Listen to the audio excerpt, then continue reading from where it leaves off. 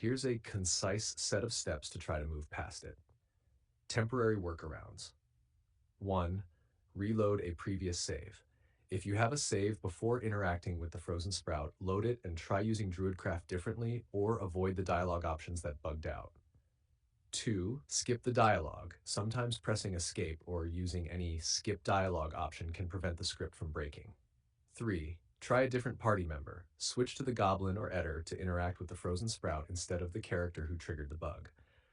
4. Fast travel, leave the area. Exit the Undercoast area completely, wait a few seconds, and return.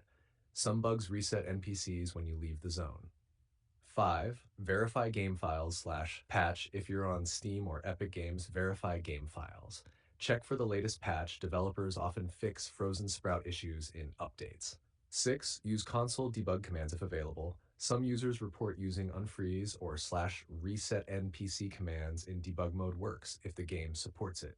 Pro tip: if none of this works, you may need to skip the Frozen Sprout quest temporarily and continue the story, then return later after a patch. Keep your bug report saved so devs can prioritize it.